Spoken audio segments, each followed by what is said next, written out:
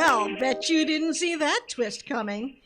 And yes, we did leave you hanging on the old cliff edge again, but we do have the script from the follow-up episode in our back pocket for next time. Oh, I guess I should mention that we're planning on producing at least one more volume of Dick Rodgers' adventures for all you lovely listeners and nerds at home. So, after 2 episodes that left us all hanging, I think we need to give you an episode with at least a little bit of closure. Which brings us to Dick Rodgers and the Case of the Mail Order Murder. Written by Jeanette Broadley and originally broadcast on March 22nd, 1963, this adventure features a Dick Rodgers who has his life under a little better control than the last adventure. We've also taken a bit of liberty with the commercials since we didn't have the originals. Enjoy! And now, it's time for, another inciting extolment of, Richard, what? Ah, yes! Dick Rodgers and the Case of the Mail Order Murder. Mystery knows no planetary boundaries, and the need for private eyes, universal. This morning, after a thrilling chase through the seedy underbelly of the Wayne District on planet 34-8C, our reluctant hero has just kicked up his feet, perusing the morning's hologram bulletin, glass of his favorite liquor in hand. Well, engine fuel. Dick shuffles his holograms. Finally, a moment to myself. Just when Dick thought he had a moment to himself. Hey, wait a minute. I don't like the sound of that. He heard that old familiar sound. Here comes trouble. Trouble? Whatever you're up to today, I want no part of it. Oh, come on, Dick!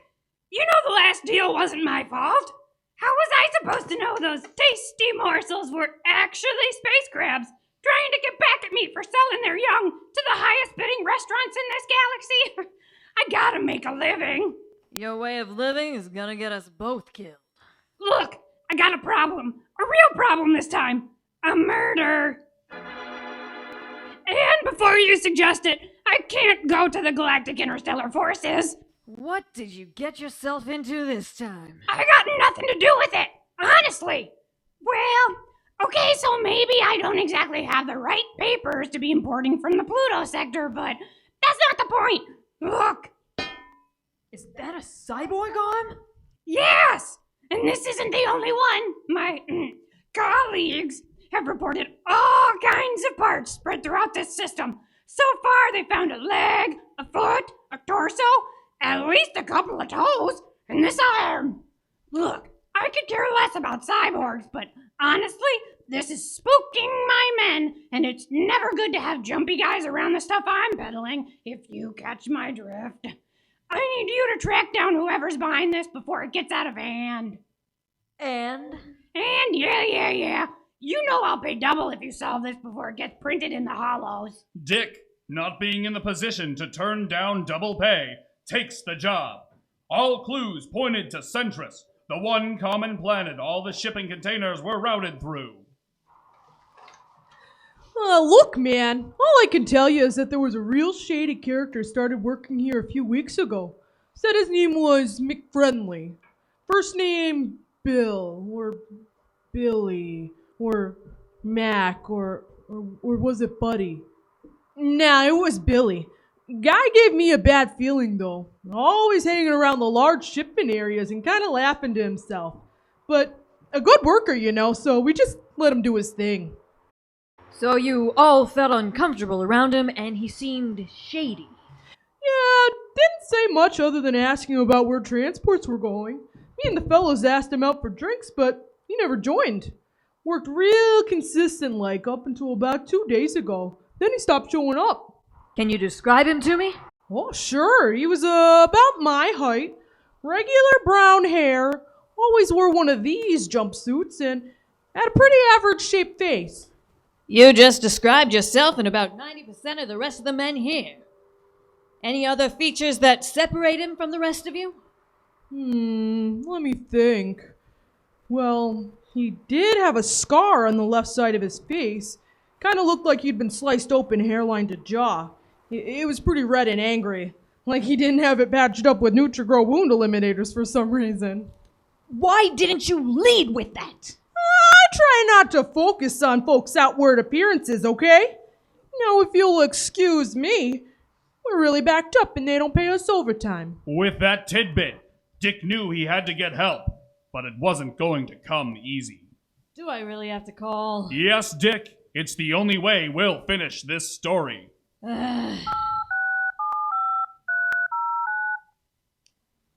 Hey, how's it going? And your mom, she doing okay? I need a favor. Yes, I know I already owe you big time, but look, this is important. And who says my bank account isn't important? Look, I'll make it worth your while. This one hits a bit close to home for you. Look, I gotta go. Meet me at the cantina in 30. Just be there.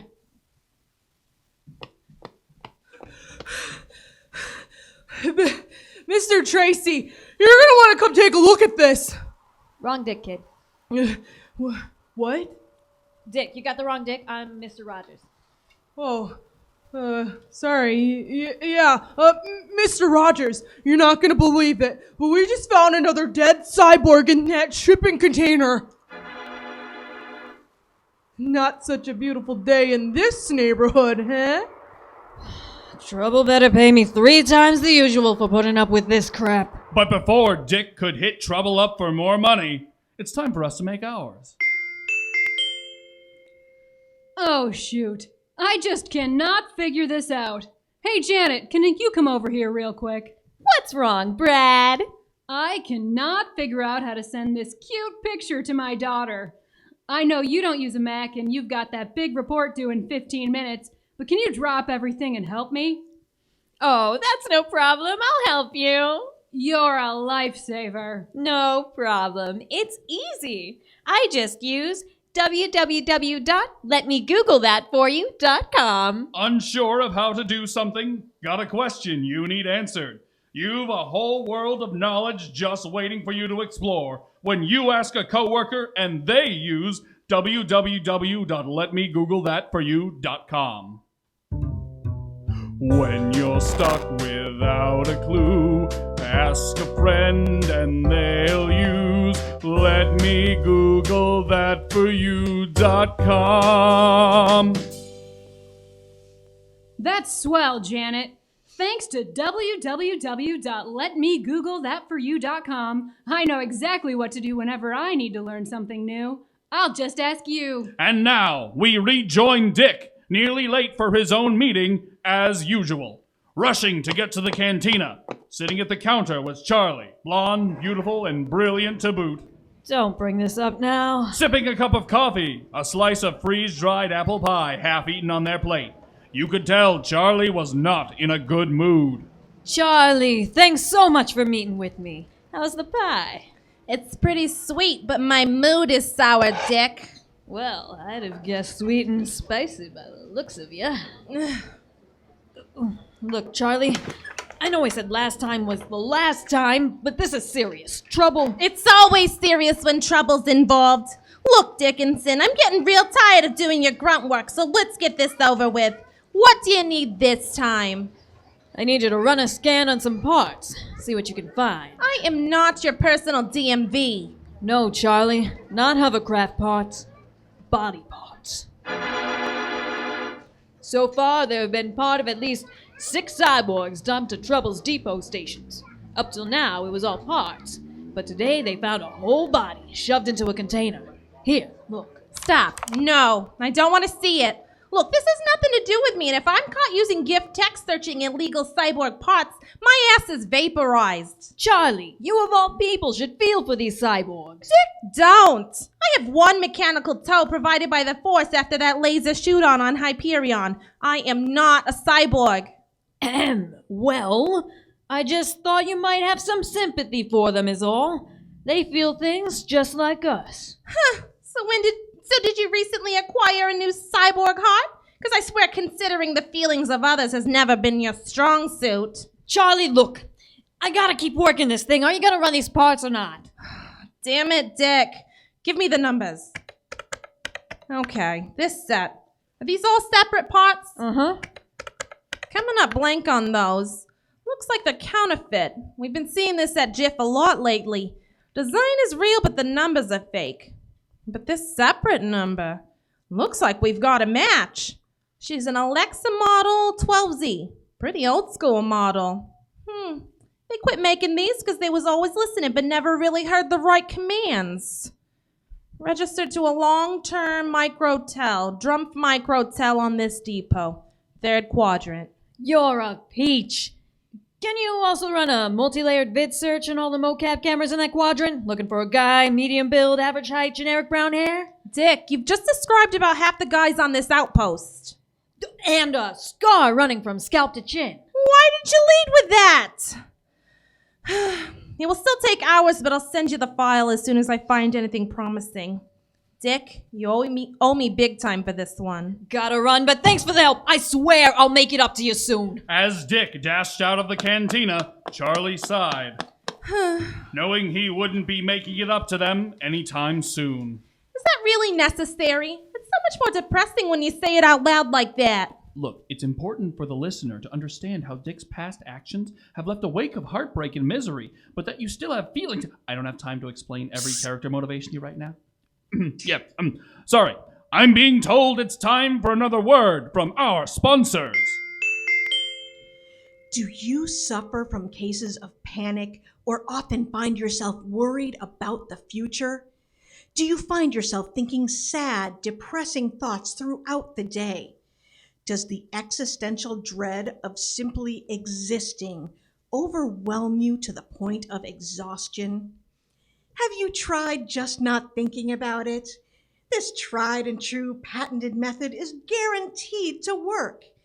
Sad about animals going extinct and worried about global warming? Try just not thinking about it. Concerned about the global pandemic and how way too many of your family members just aren't taking it seriously enough?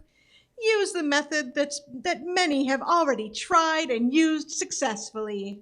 Well, I used to worry a lot, especially about the desire to have children and raise them in a global society that is probably on the brink of collapse. I mean, consider our use of fossil fuels. We can't keep that up. Don't forget recycling is a scam and it's all going to a landfill anyway, so what even is the point? But then I tried, just not thinking about it. And I feel great. Your friends are all doing it. Don't be the only one in your group who hasn't tried, just not thinking about it. Brought to you by the Zithrax family of companies. As we rejoin our slightly winded detective, we discover him rushing to the Drumpf microtel, besieged by the musty smell of old carpet and rotten wood. Hello? Anyone here? Hello? What's this? Ring bell for service. Oh, for Persephone's sake. Can I help you, sir? The name's Dick Rodgers, and I'm here about a cyborg registered to this hotel. Yes, we had Alexa for many years, but she recently became glitchy and unreliable. Why, she hasn't become a nuisance, has she? Sir, your cyborg was found dead in a shipping container in my client's transport depot. Good heavens. Junk tech. That old programming just made for poor analytical skills. They seem to always go and get themselves into trouble. When was the last time you saw her? Once she became unreliable, I tried to convince her to get additional program upgrades, but she was not interested. You know how difficult it can be to get a cyborg to reprogram voluntarily. In the end, it was just cheaper to let her go. Last time I talked to her, she was in love. In love? With who? Oh, who knows? It's all electrical currents and ones and zeros. It's not real anyway. Well, sir, you bring up an interesting point about the true nature of love and humanity. But look, I'm not here to debate consciousness and romance, Mr. I'm just trying to solve this thing for my client so I can go home and take a frickin' nap. Yes, well, Alexa never shared the name of her paramour, and I certainly didn't ask. Good old Charlie coming in to save me from this insufferable twit. Take a look at this here holo capture. Can you at least tell me if you've ever seen this man around here before? Sir, while I have no compunction about discussing trash cyborgs, I certainly wouldn't divulge information about our human guests. That would be most uncouth. Look, man, things can go two ways here. The easy way or the hard way. The way I see it, the easy way is me using this phaser. So what's it gonna be? All right. Let me look at the holo again. Yeah. This man has been a guest of the hotel. In fact, he walked into the lobby shortly before you did. Goes by the name Bill McFriendly. Damn it, man! What room number? Give me access! Room 314. I've granted you retinal scan access. 310, 312, 314!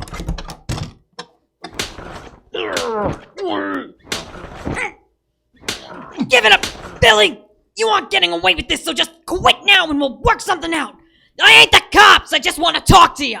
Ha! Never!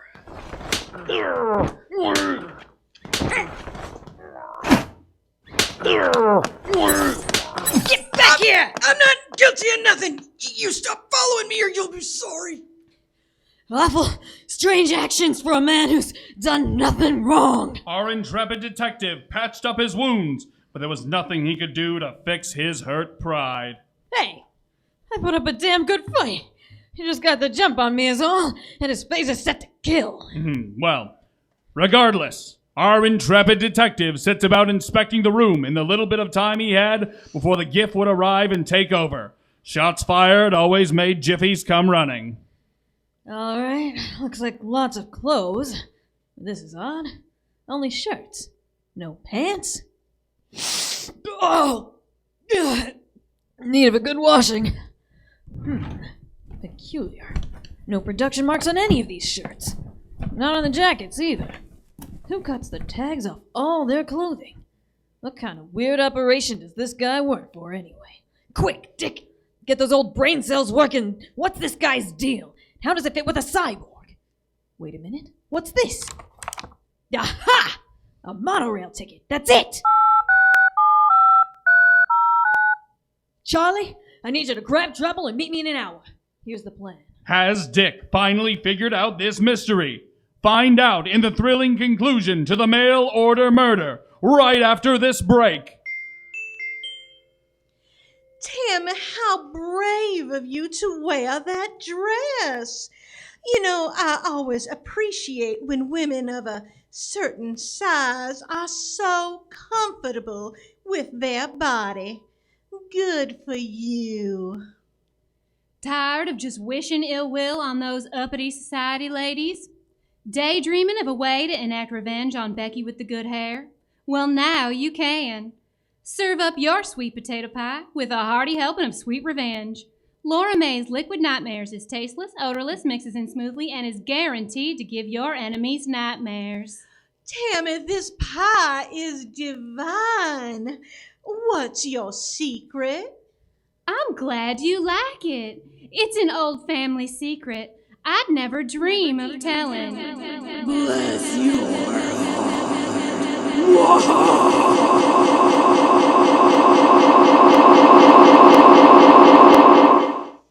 Laura May's Liquid Nightmares, the perfect response to petty, passive-aggressive snobs. And now, back to the show for the stunning conclusion to the mail order murder. Charlie has arrived at the monorail station with trouble at their heels. Charlie, trouble, over here. Dick, what's this all about? Why'd you bring us here? Well, Trouble, I'm about to solve the case. In fact, here comes the criminal now. Charlie, do you have your restraints? Get ready. 1, 2, 3. Get him! Hey! Let go of me! I don't think so, pal. You're going with me and you're gonna explain to the GIF why you're transporting illegal drugs in a dead cyborg body. Drugs? Now, I run a stand-up operation, and I, for one, would never stand for anything illegal in my shipping depot. Oh, sure, Trouble. All on the up and up. Mm-hmm. What? Okay, Dick, explain yourself. How did you figure all this out? It was simple, really. This guy led me right to him. I didn't do nothing. You won't hold me for this. Sure, buddy, sure. Okay, Trouble, here's the deal. This guy's been working at your depot for several weeks now, prepping his own very special delivery. He works for some real shady characters, folks who don't want to be known. See, look at his clothes. No tags. Check his pocket. No ID. No markers to tell where he's from. That's how I knew a cartel was involved. I found this monorail receipt for 2 tickets leaving today right now, but only 1 ticket was missing. Old Billy here was planning on shipping some drugs through your outpost using his job as a cover. That's why I was sniffing around the other workers, checking out when and where deliveries went out. My guess is this guy caught some feels for the cyborg, thought about running with her, but then something spooked him. He couldn't get the drugs through the scanners and regular shipping crates. What with extra security trouble set up after all the cyborg parts had been found. Oh, geez. He needed something to confuse the scanners, and a cyborg would do that. Exactly. Especially those old models. So I ran back to your outpost and brought my sense detector, which confirmed. You killed her and filled her mechanicals with drugs. You'll never hold me on this. It won't stick. We'll see about that, Buster. Now you're coming with me. Thanks for handing me a great drug bust, Dick. So we'll call that even? Not anywhere close, Dick. Not anywhere close. Charlie hauled the drug dealer off to jail, and Dick and Trouble took a port cab back to their building. Our intrepid detective was glad for the day to finally be over, so he could finally get back to the task at hand. Wait, what task? I solved it, didn't I? No, actually, not yet. Damn the other cyborg parts! Ah! Will he find the reason someone sent cyborgs through the mail? Will he ever get that nap he's been so longing for? Tune in next week to find out on Dick Rodgers, Space Detective.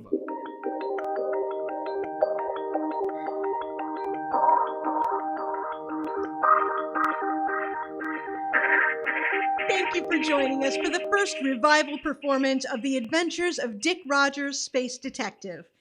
As I said before, we would love to share more adventures with you in the future.